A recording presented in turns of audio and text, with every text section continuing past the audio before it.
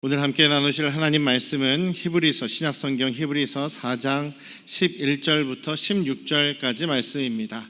우리 오순희 권사님의 인도로 한 절씩 교독하시겠습니다. 성경 봉독하겠습니다. 그러므로 우리가 저 안식에 들어가기를 힘쓸지니 이는 누구든지 저 순종하지 아니하는 본에 빠지지 않게 하려 함이라. 하나님의 말씀은 살아있고 활력이 있어 좌우의 날이선 어떤 검보다도 예리하여 혼과 영과 및 관절과 골수를 찔러 쪼개기까지 하며 또 마음의 생각과 뜻을 판단하나니 지으신 것이 하나도 그 앞에 나타나지 않음이 없고 우리의 결산을 받으실 이의 눈앞에 만물이 벌거벗은 것 같이 드러나느니라. 그러므로 우리에게 큰 대제사장이 계시니 승천하시니 곧 하나님의 아들 예수시라. 우리가 믿는 도리를 굳게 잡을지어다. 우리에게 있는 대제사장은 우리의 연약함을 동정하지 못하실 이가 아니요 모든 일에 우리와 똑같이 시험을 받으신 이로되 죄는 없으시니라. 그러므로 우리는 긍휼하심을 받고 때를 따라 돕는 은혜를 얻기 위하여 은혜의 보좌 앞에 담대히 나아갈 것이니라. 아멘. 할렐루야. 네, 우리 아버지 하나님의 크신 그 은혜와 그 크신 사랑이 여러분과 여러분 가정에 충만하시기를 주님의 이름으로 축원합니다.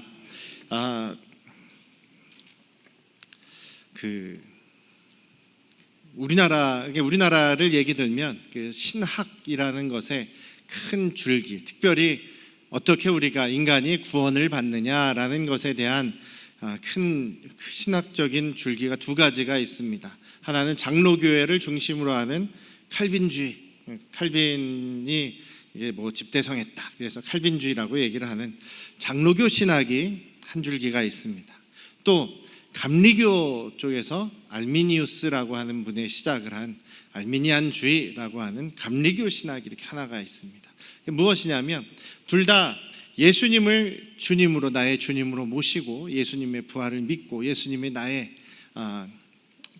구주신 것을, 나를 위해 십자가에 죽으시고 부활하셔서 나의 주님이 되셨습니다라는 것을 이제 믿고 살아가는 것에 있어서 그것이 유일한 구원의 통로라는 것은 이렇게 둘 다 이제 동의합니다. 그런데 이 장로교 쪽의 신학에서는 그렇지만 그렇게 신앙을 고백하고 하나님의 구원에 이르는 구원받을 사람은 하나님께서 정하셨다, 미리 정하셨다라고 해서 예정론이라고 얘기를 합니다.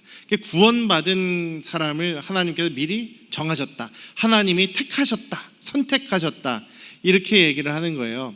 그래서 저 사람은 지금 신앙이 아무리 좋아 보이고 아무리 지금 믿음으로 사는 것 같아도 저 사람을 만약에 하나님이 택한 사람이 아니면, 그러니까 우리는 누가 하나님이 택하였는지를 모른다. 그런데 만약에 저 사람이 하나님이 택하신 사람이 아니면 저 사람은 언젠가는 믿음 잃어버리고 믿음 저버리고 구원에서 떨어져 나갈 것이다. 이렇게 얘기하는 게 그 장로교 쪽 신학이에요.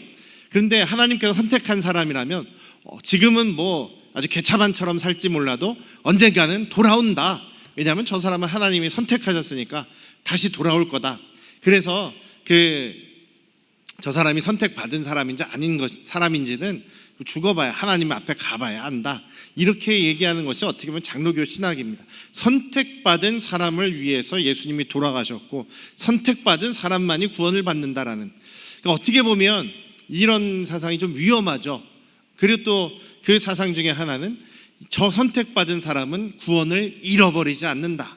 하나님께서 끝까지 저 사람을 구원받은 사람으로 붙잡고 가신다라는 그런 또 신앙이 있어서 한번 구원받은 사람은 그 구원이 취소되지 않는다라는 것이 있어요. 그래서 어떻게 보면 좀 우리가 교만해질 수 있죠. 그 신앙 속에서 살아가는 사람은 나는 구원받은 하나님의 백성, 나는 선택받은 하나님의 백성이다 라는 생각 때문에 좀 교만해질 수 있는 가능성이 굉장히 큽니다. 그래서 가끔 이제 장로교 성도들이 비판을 받을 때 바리새인 같은 사람들 이렇게 좀 비판받는 경우가 있죠. 또 감리교의 신학은 좀 너무나 불확실한 거예요. 그러니까 확신 있게 얘기를 하지 못해요. 그러니까 모든 게 우리의 선택이기 때문에 우리가 선택하는 것, 구원을 취하는 것, 하나님을 믿는 것 다 우리의 의지로 선택해야 한다, 선택할 수 있다, 이렇게 얘기를 하는데, 우리가 죄를 짓고 타락한 우리 죄의성을 가진 사람들이 얼마나 올바로 선한 것을, 믿음의 것을 선택할 수 있겠느냐. 그리고 항상 선택해야 되는 불안감이 있기 때문에 나중에 말하자면 나중에 우리가 죽음을 당하기 바로 전에 예수님 믿지 않는다고 그냥 부인해버리면, 혹시 치매 걸려서 예수님 잊어버리고 모른다고 하면 그 구원이 취소되는 건 아니냐, 이런 생각을, 또 불안감을 갖고 있는 신학이 원래 또 감리교 신학입니다. 뭐 좋은 점들도 있습니다만 그런 차이가, 큰 차이가 있다라는 것을 좀 아셨으면 좋겠어요. 그럼 우리 침례교 신학은 무엇이냐? 침례교는 성경에서 말씀하는 것만을 진리로 받아들입니다. 그래서 성경에서 어떤 경우를 보면 하나님이 정말 은혜로 우리를 불러주시고 택하셨다라는 그런 말씀도 있고, 내가 구원을 받기 위해서 예수님을 내 구주로 모셔야 된다, 나의 결단과 선택도 분명히 성경에 남아있지 않느냐. 그렇다면 우리는 꼭 누구 한 사람의 신학을 따라가는 것이 아니라 성경의 그 틀 안에서 성경의 말씀을 따라간다. 그래서 침례교단은 뭐 장로교 신학의 그 중심에 뭐 칼빈 신학을 따라가는 그런 신학자도 있고, 또 알미니안 감리교 신학을 따라가는 그런 그 감리교 신학의 줄을 둔, 무게를 둔 뭐 그런 신학자들도 있어요. 그래서 신학에 자유가 있습니다. 이단이 아니라면 자유가 있어요. 그런데 초대교회 교회만 보더라도 저 사람이 신앙생활을 잘 한 것 같은데, 예수님을 잘 믿고 오랫동안 교회 생활을 한 것 같은데, 삶의 어려움이 닥치고 또 유혹이 닥치고 그 다음에 정말 죽음에 대한 순교의 그 박해가 닥치니까 예수님을 저버리는 그런 사람들이 생겨났습니다. 예수님을 배신하고 그 믿음을 떠나버리는 사람들이 벌써 주후 60년대에 많이 생겨나게 된 것이죠. 그리고 또 한 가지는 또 이단들이 많이 생겨나게 됩니다. 어떤 이단들이냐면, 오늘날에도 구원파 이단이 그런 생각이 좀 비슷한데, 내가 구원을 받으면 이미 나는 구원이 보장되었기 때문에 그 구원받은 이후에는 내가 마음대로 살아도, 죄짓고 살든 뭐하든 내 육체만 해당되는 거니까, 우린 영원히 구원받는 거니까 어떻게 살아도 상관없다라는 그런 이단들이 생겨나게 되었는데, 이 주후 60년대 벌써 영지주의라고 하는 그런 이단이 생겨났어요. 그러니까 우리가 구원받는 것은 영혼이 구원받는 거다, 영혼이 구원받는 거니까, 영혼이 천국 가는 거니까, 사람이 죽으면 육체는 다 썩어져서 없어지는데 영혼만 들어가는 거다. 그러니 우리 육신은 어차피 죽을 거, 어차피 썩어질 거, 마음대로 육신으로 마음대로 살아도 된다라는 그런 영지주의라는 이단이 판치기 시작했습니다. 그리고 지금도 말씀드리지만 이 히브리서라는 성경이 기록된 것도 주후 65년 이후 70년 이전 그 사이에 기록된 성경이에요. 그래서 기록된 편지입니다. 이때는 네로 황제에 의해서 그리스도인들이 심하게 박해받던 시기입니다. 사도 바울도 이때 순교하셨고 베드로 사도도 이때 순교를 했습니다. 그래서 그리스도인들이, 많은 그리스도인들이 뭐 원형 경기장에서 뭐 칼로 목베임 당해서 뭐 사자밥이 되기도 하고, 이런 순교를 당하게 시작이 됐죠. 그리스도인들이 잡혀가서 모진 고문을 받기도 됩니다. 이러다 보니까 그 고난과 순교가 싫어서 교회를, 믿음을 저버리는 사람이 생겼고, 또 그런 영지주의라든지 세상의 우상들의 유혹에 빠져서, 우상들의 유혹이라는 것은 우상들을 섬기고 예배하는 그 신전에 가서 거기 제사에 참여하면 거기서 공짜 음식도 나오고 거기서 또 사업할 수 있는 그 인맥도 생기고, 그러다 보니까 자기들이 잘 먹고 잘 사는 일을 위해서 그 순교의 길을, 고난의 길을 저버리는 그런 사람들이 생겨났다는 것이죠. 그래서 신약 성경에서도 바울 사도도 그렇고 여기 히브리서도 그렇고, 우리가 믿음이 있어 보인다고 하더라도 우리가 하나님 나라에 이르기까지는 우리가 주님을 배반하는 일이 생긴다. 끝까지 우리의 구원을 완성하기 위해서 열심히 주님의 말씀을 붙잡고 살아야 한다라는 말씀을 하고 있는 거예요. 장로교에서 그런 얘기를 하는데요. 그러니까 만약에 저 사람 정말 믿음이 있어서 참 믿음이 좋아 보여서 저 사람은 정말 하나님 나라 당연히 들어갈 것 같은 사람인데 나중에 믿음을 떠나버린단 말이에요. 믿음을 떠나버린 사람. 저 사람은 그럼 원래 믿음이 없었거나 그 믿음이 진짜처럼 보이는 가짜였거나 하나님께 선택을 받지 못한 사람이다, 이렇게 이야기를 합니다. 근데 그 비슷한 이야기가 오늘 히브리서 4장에 기록되고 있어요. 히브리서 4장, 우리가 1절부터 읽지는 않았습니다만 히브리서 4장에서 계속 하는 이야기가 무엇이냐면 안식이라는 말을 하고 있습니다. 안식에 들어가야 된다. 우리의 목표는 안식이다. 안식에 들어가기를 힘써라. 우리 11절에서 그렇게 읽었죠. 그렇기 때문에 우리가 안식에 들어가기에 힘써야 합니다. 자, 이 안식은요, 하나님 나라 천국을 이야기하는 거예요. 그리고 또 이것을, 이 안식이라는 것을 설명하면서, 안식에 들어가는 것을 설명하면서 무엇을 얘기하냐면 이스라엘 조상들을 얘기합니다. 자, 어떻게 비유를 하냐면 이스라엘 조상들이 이집트에서 노예 생활을 하고 있었죠. 이집트에서 아주 고통스러운 삶을 살고 있었습니다. 그것을 영적인 의미로 죄악에서 살고 있고 죄악된 세상에서 살고 있는 것이라고 이렇게 볼 수가 있어요. 그리고 거기에서 나옵니다. 하나님이 부르셔서 나옵니다.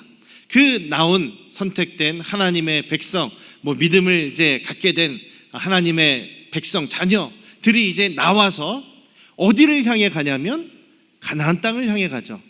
가나안 땅을 향해 가게 됩니다. 가나안 땅이 이제 이스라엘 백성들의 최종 목적지입니다. 그렇죠? 가나안 땅은 하나님께서 약속하신 땅이에요. 그리고 가나안 땅은 이제 가나안 땅에 들어가기만 하면 이집트에서의 노예 생활, 고통과 괴로움을 다 이제 잊어버릴 수 있는 그 땅, 평화가 있는 땅, 안식이 있고 쉼이 있는 땅, 거기에서는 정말 젖과 꿀이 흐르는 풍성한 그런 곳이기 때문에 그곳에서는 지금 우리가 고생하는 것과는 다른 평안함과 또 풍요함이 있게 된다. 그래서 이스라엘 백성들의, 애굽에서 나온 이스라엘 백성들의 최종 목적지는 바로 가나안 땅이라는 거죠. 근데 그 가나안 땅을 가는 것이 최종 목적인데 그 과정이 있지 않습니까? 그 과정이 광야 생활이라는 거죠. 광야 생활이 바로 하나님께서 준비하시고 약속하신 그 땅, 안식의 땅으로 들어가는 과정이다라는 것입니다. 자, 그래서 이스라엘 백성들이 애굽에서 그 노예 생활하고 고통과 괴로움이 있던 곳에서 나와서 안식으로 들어가는데 그 중간에 광야의 생활을 거치게 된다. 그런데 많은 사람들이, 이 이집트에서 나온 사람들이 굉장히 많이 있는데 그 중에서 가나안 땅, 그 안식이라는 목적지까지 도달한 사람이 많지 않다는 거죠. 광야에서 대부분 죽어버리고 안식에 들어간 사람들은 많지 않지 않느냐. 그것을 너희들의 역사를 통해서도 알 수 있지 않느냐. 지금도 마찬가지다. 많은 사람들이 처음에 예수 열심히 믿는 것 같고 하나님의 자녀 된 것 같고 이제 신앙생활 잘하는 것 같고 하나님의 백성인 것 같은데 지금 이렇게 박해가 있고 순교가 있고 또 여러 세상의 어려움과 고난과 혹은 유혹이 있으니까 많은 사람들이 신앙에서 떨어져 나가는 것 아니냐. 그러니 여러분들은 정신을 차리고 그 안식에 들어가기 위해서 힘써야 한다. 그런데 안식에 들어가지 못하고 안식에서 떨어져 나가는 사람들이 많이 있는데 이 사람들은 그럼 무엇이 문제냐? 그 사람들은 참 믿음이 없어서 그렇다. 여기서 그걸 참 믿음을 뭐라고 여기서 얘기하냐면 순종하지 않았기 때문이다. 불순종하였기 때문이다. 하나님을 거역하고, 왜 광야에서 그랬잖아요. 하나님을 거역하고 하나님을 불신하고 불순종하고 하나님을 믿지 않는 그런 이스라엘 백성들은 광야에서 다 죽었다는 거예요. 그 안식에, 가나안 땅에 들어가지 못했다는 거예요. 그 사람들은 한마디로 불순종한 사람들, 하나님께 대한 신앙이 없었던 사람들이라는 얘기입니다. 저희들이 보면 금방 이해가 되죠. 성경 말씀에 보면 하나님께서 이 이스라엘 백성들을 이집트에서 건지시고 가나안에 들어가는 그 광야의 여정 속에서 얼마나 많은 기적들을 보여주셨습니까? 하나님이 어떤 분이시다, 하나님이 어떤 능력을 가지고 계시다라는 것을 계속 보여주셨어요. 그럼에도 불구하고 이 이스라엘 백성들은 뭔가 물이 없다, 먹을 게 없다, 고기 먹고 싶다, 이럴 때마다 하나님께 기도했습니까? 하나님이 지금까지도 기적을 베풀어 주셨으니 이것도 하나님께서 당연히 우리에게 주실 수 있지 라는 생각을 가졌습니까? 아니죠. 뭔가 불편하고 부족하고 마음에 안 들 때마다 하나님을 원망하고 하나님을 불신하는 말을 했습니다. 하나님 왜 우리를 버려두시냐? 하나님은 왜 우리에게 이런 것도 안 주시냐, 저런 것도 안 주시냐, 왜 이런 곳으로 우리를 끌어가시냐라고 불평하고 불명만 했지, 하나님을 신뢰하는 사람이 지극히 적었다라는 것입니다. 그래서 하나님을 신뢰하는 것, 하나님을 향한 참 믿음은 하나님의 말씀에 순종하는 것이다라고 계속 기록되고 있어요. 여러분들, 예수님을 내가 믿습니다, 나 기독교인입니다, 어디 가서 그렇게 얘기하신다고 해서 여러분들의 구원이, 하나님 나라가 보장됐다라고 보기가 어렵습니다. 물론 정말 여러분들 마음속에, 정말 여러분들 안에 참 믿음이 있다, 참 믿음이 있다면 보장될 수 있다라고 말할 수 있겠죠. 그런데 예수님께서 뭐라고 말씀하시냐면, 마태복음 7장에 산상수훈을 마지막 이제 마무리하시면서 뭐라고 얘기하시냐면, 하나님의 심판대 앞에 세상 끝날에 많은 사람들이 내 앞에 올 건데 내가 다 사람들을 모아서 심판할 것인데, 그때 사람들이 그렇게 얘기한다는 거예요. 주여 주여, 저희가 주님의 이름으로 이것도 행하고 저것도 행하고 이런 일도 하고 저런 일도 했는데 왜 저희는 구원을 받지 못합니까? 하나님 나라 들어가지 못합니까? 라고 얘기한다는 거죠. 예수님께서 뭐라고 얘기하시냐면, 나더러 주여 주여라고 부른다고 해서 너희들이 천국 가는 거 아니다. 오직 하늘 아버지의 뜻대로, 말씀대로 순종하고 행한 사람만이 하나님 나라에 들어간다라는 말이라는 거예요. 제가 그래서 항상 믿음에 대해서 강조할 때 믿음이 무엇이냐라는 얘기를 항상 강조해 드리죠. 그냥 저 예수 믿어요, 저 기독교인이에요, 이게 믿음이 아니라 내 삶이 정말 변화되었느냐, 거듭났느냐, 내 마음대로 내가 내 주인이 되어서 살던 사람이 내가 내 주인이 아니라 예수님이 나의 주인이십니다. 예수님이 나의 생명을, 값을, 자신의 몸을 주고 사신, 저는 예수님의 것입니다. 저는 예수님과 함께 죽었습니다. 이미 죄인이기 때문에 죽었습니다. 예수님과 함께 십자가에 죽었습니다. 그래, 이제부터는 저는 새로운 사람입니다. 예수님이 내 안에 계셔서 내 영혼을 바꿔버리신 예수님이 이제 나의 주인이신 새 사람입니다.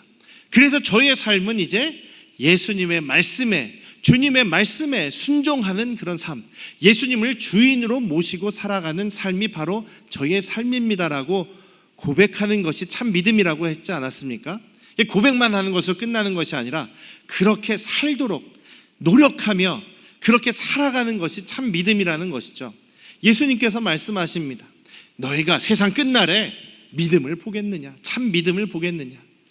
진짜 그냥 교회에 나와서 신앙생활 하는 사람의 숫자도 당연히 줄어들고 있고, 정말 예수님 믿는다라고 하면서도 남들 하는 대로, 세상 사람들 하는 대로 돈에 쫓아가면서 세상에서의 성공과 행복과 만족과 건강과 이런 것만을 목적으로 살아가는 사람이 너무나 많다는 거죠. 예수님께서 나더러 주여 주여 하는 사람이라고 해서 다 들어가는 거 아니다. 주여 주여 한다는 얘기는 뭡니까? 예수님을 아는 사람이고 예수님을 믿는다고 하는 그런 사람이에요. 예수님을 주님이라고 말할 수 있다는 것도 대단한 일이긴 하지만 예수님께서는 그것으로 부족하다. 여기에 있는 말씀에서도 안식에 들어가기에 힘써라. 믿는 사람인 줄 알았는데 믿음을 저버리고 세상으로 나가버리고 유혹에 빠져서 나가버리고 고난이 오고 힘드니까 믿음을 저버리는 사람들이 너무나 많다. 안식에 들어가기를 힘써라. 여러분들 예수님 믿어서 저는 하나님의 자녀입니다 이렇게 여러분들 얘기하시니까 여러분들이 전부 다 의인이다, 나는 완벽하다라고 말하실 수 있겠습니까? 내가 완벽하다, 나는 의인이다라고 말할 수 있는 사람 한 명도 없습니다. 주님 앞에 서면, 주님의 말씀 앞에 대보십시오. 우리의 죄성이 여전히 있지 않습니까? 우리 여전히 죄인입니다. 여러분들, 나 예수님 믿으니까 나는 의인이다라고 이렇게 당당하게 말하시는 사람 보면은요, 한마디 해주세요. 교만하지 마십시오. 우린 죄인입니다. 내가 의인이라고 하는 것은 하나님께서 그냥 의인으로 봐주신다는 얘기예요. 내 안에 예수님이 계시기 때문에 그냥 나를 봐서는 다 죄인이에요. 그런데 내 안에 예수님이 계시기 때문에 예수님을 보고 네가 의롭다라고 인정을 해주시는 거지. 여러분들 착각하지 마십시오.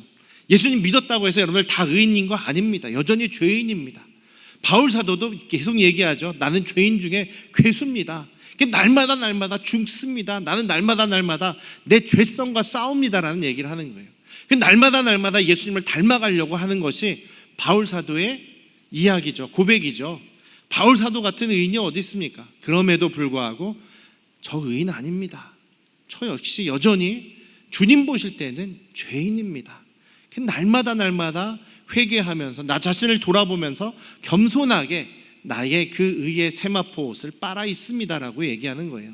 우리 안양 성도교회 가족들의 입술에서는 항상 그런 고백이 나오실 수 있기를 주님의 이름으로 축원합니다. 안식에 들어가기를 정말 힘쓰시고 노력하시는 저희를 되시길 원합니다. 근데 우리는 완벽해질 수 없어요. 완벽한 의인이 될 수 없어요. 의인은 우리 예수님밖에 없기 때문에. 그렇지만 우리가 방향을, 우리 삶의 목표를 어디에 두고 가느냐는 중요합니다. 예수님을 닮아가기 위해서, 예수님의 말씀대로 순종하기 위해서 매일매일 우리 자신을 쳐서 노력하는 것이 중요한 것이죠. 그런 삶을 살아가는 것이 바로 안식으로 들어가는 그런 삶을 살아가는 줄 믿습니다. 그러니 저와 여러분들 너무 지금 그렇다고 해서 너무 불안해할 필요는 없으십니다만, 우리가 주님의 은혜를 사모하면서 우리 자신을 계속 돌아보면서 주님이 기뻐하시는 그 믿음의 삶을 살기 위해서 노력해야 된다는 것이죠. 자, 오늘 말씀에서 11절에 안식에 들어가길 힘써라.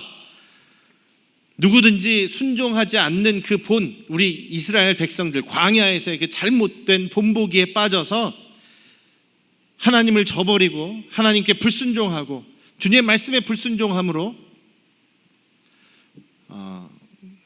안식에 들어가지 못하는, 하나님 나라에서 낙오되는 그런 사람들이 되지 말아라 라는 얘기를 하십니다. 이 얘기를 하면서 하나님의 말씀 얘기를 해요. 우리가 많이 외우고는 있습니다만 이게 오늘 이 말씀, 안식에 들어가기를 힘쓰라는 말씀과 연결되는 말씀이에요. 좀 이해가 안 되시죠? 하나님의 말씀은 갑자기 살아있고 활력이 있고 좌우의 날선, 양날검이죠. 어떤 칼보다도 더 예리한 칼이다. 그래서 혼과 영과 관절과 골수를 찔러서 쪼개기까지도 하고 마음과 생각을 다 판단하신다. 그러니까 정말 하나님의 말씀이 칼 같아서 뭐 사람들을 벤다, 상처 준다 그런 얘기가 아니라 하나님의 말씀 앞에 서면, 하나님 앞에 선다는 얘기죠. 하나님 앞에 서면 우리의 모습이 적나라하게 드러낸다는 거예요.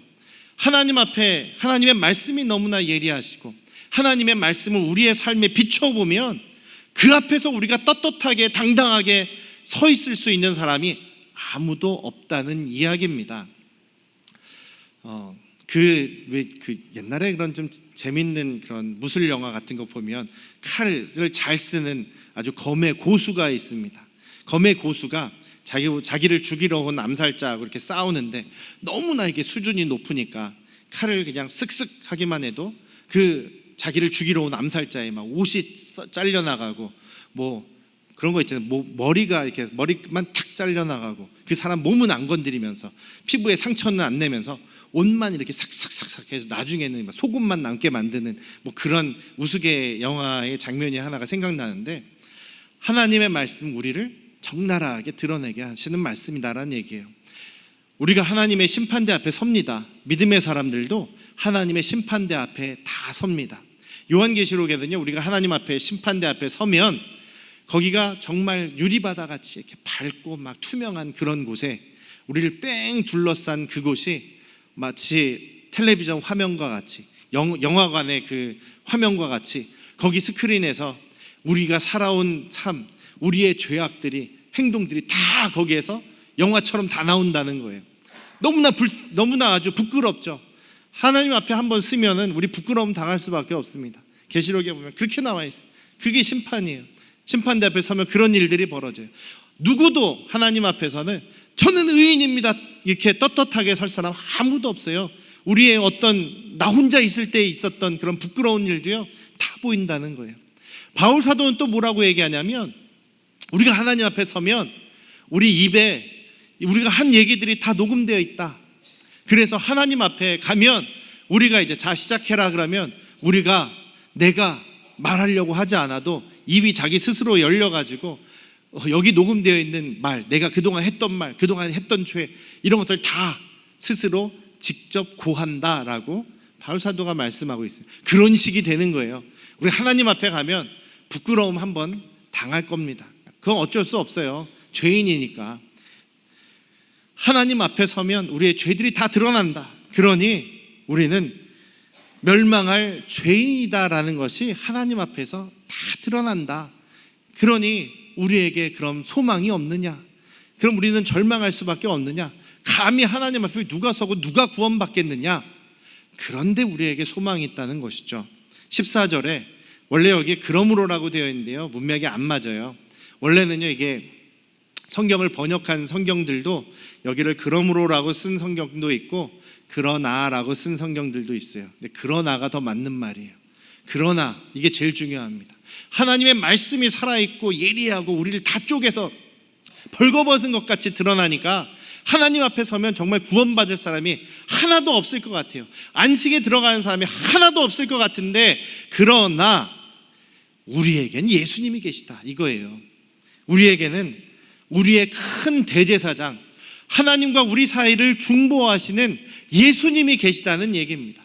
예수님이 계시기 때문에 우리가 예수님으로부터 긍휼히 여김을 받는다, 동정을 받는다라는 얘기입니다. 왜냐하면 우리 예수님께서는 우리와 똑같은 고난을, 똑같은 고통을, 인생의 아픔을 다 경험하신 그런 예수님이시기 때문에 죄만 없으실 뿐이지 우리 인간의 모든 약함을 다 아시는 분이 예수님이시기 때문에 우리 예수님께서 우리를 은혜로 죄사해 주시고 인도해 주신다는 거죠. 그러나 하나님의 말씀 앞에 서면, 하나님 앞에 서면 부끄러운 죄인이고 구원받을 사람 한 사람도 없는 우리지만 예수님으로 인해서 죄사함의 은혜를 입었습니다. 할렐루야. 믿으십니까? 예수님으로 인해서 우리가 은혜로 죄사함을 받은 것이지 우리가 잘나서 구원받은 사람, 잘나서 안식에 들어가고 잘나서 천국 가는 사람 아무도 없다는 거예요. 두 번째는 그 예수님이 우리의 대제사장, 중보자가 되어주셨다는 겁니다. 로마서 8장에 뭐라고 기록되어 있습니까? 예수님께서 지금도 하나님 우편에 계시면서 우리를 위해서 밤낮으로 중보해 주신다. 스데반 집사가 순교당하기 전에 예수님께서 얼마나 스데반을 안타깝게 여기시고 또 긍휼히 여기시는지 하나님 우편에서 서서 스데반을 바라보고 계신 것을 스데반이 보지 않습니까? 하나님 우편에서 우리의 중보자가, 그러니까 우리와 하나님 사이를 중재해 주시는 너무나 놀라운 일을 해주시고 우리를 위해서 항상 기도해 주시는 예수님이 우리의 중보자가 되어 주셨다라는 것입니다. 세 번째로는 그리고 예수님께서 우리에게 특권을 하나 주셨습니다. 하나님의 은혜의 보좌에 담대히 나아갈 수 있는 특권을 주셨다는 것이에요. 예수님이 아니셨으면 우리가 어떻게 감히 하나님 앞에 기도하러 나갑니까? 감히 하나님께 은혜를 달라고 구할 수가 있습니까? 우리는 죄인이고 하나님 앞에 감히 나갈 수도 없고 하나님 앞에 나아가면 당장 죽는 그런 죄인인데요. 그런데 예수님으로 인해서 우리는 하나님의 보좌에 은혜를 구할 수 있는, 그것도 여기 보면 뭐라고 되어 있냐면 16절에 때를 따라 우리를 도와주시는 은혜를 얻기 위해서 그 은혜의 보좌, 하나님의 보좌에 담대히 나아갈 수 있게 되었다. 담대히 나아갈 수 있는 특권은 내가 능력이 있어서가 아니라 잘나서가 아니라 의로워서가 아니라 예수님 때문이다라는 것입니다. 사랑하는 우리 안양성도교회 가족 여러분, 우리가 분명하게 잊지 말아야 될 것은 나는 의인이 아니다라는 것을 잊지 마시기를 주님의 이름으로 축원합니다. 늘 겸손하셔야 됩니다. 매일매일 여러분들의 성도의 세마포, 옳은 행실을 계속 돌보셔야 됩니다. 주님의 말씀에 순종하셔야 돼요. 우리가 100% 순종은 못하지만 순종 못하는 게 자랑이 아니라 순종 못해서 너무나 죄송합니다라는 안타까운 마음이 있다면 주님께서는 그것을 봐주십니다. 그래, 네가 노력하는 것을, 네가 그래도 이만큼 변화된 것을 내가 기쁘게 여긴다. 너는 참 다시 태어나고 다시 변화된 거듭난 사람이구나. 주님께서 인정해 주신다는 것이죠. 매일매일 우리가 변화돼야 됩니다. 50대라고 더 이상 변할 게 없습니까? 60대라고 더 이상 주님 닮아가지 않을 부분이 있습니까? 70대는 어떠시고 80대는 어떠십니까? 우리 주님 만날 때까지 우리는 계속 주님 닮아가기 위해서 변화돼야 하는 것이죠. 주님의 성품으로 변화돼야 됩니다. 그리고 무엇보다도 우리가 이 광야 생활, 자칫 낙오될 수도 있는 두려움의 인생길이지만 그럼에도 불구하고 우리에게 소망이 있는 것은 예수님의 은혜, 주님의 사랑, 주님의 중보자 되심이 있기 때문이고, 또 우리가 불안할 때마다 주님 앞에 기도로 나아갈 수가 있기 때문이라는 사실을 잊지 않으시고 계속 주님만을 붙잡고 은혜를 사모하며 기도하시기를 주님의 이름으로 축원합니다. 기도하시겠습니다. 아버지 하나님, 우리가 이 죄 많은, 여전히 죄성을 가지고 있는 연약한 저희들이지만 의롭다고 여겨주심을 감사드립니다. 우리는 참 여전히 변화되어야 될 것이 많고 주님 닮아가야 될 부분이 너무나 많은 부족한 사람들이지만 예수님의 은혜로 예수님께서 또 우리의 중보자가 되어주시고 늘 은혜를 베풀어 주시고 또 기도하면서 주님께로 나아갈 수 있는 특권을 주셔서 우리가 이 광야의 삶 속에서도 이 좁은 길을 가면서도 낙오되지 않고 떨어져 가지 않는 것을 감사드립니다. 오늘도 주님 앞에 겸손하기를 원합니다. 오늘도 주님 앞에 기도하며 주님의 은혜를 사모하며 살아가는 믿음의 사람들이 되기를 원합니다. 우리를 붙잡아 주시옵소서. 성령께서 함께하여 주시옵소서. 예수님의 이름으로 기도드렸사옵나이다. 아멘.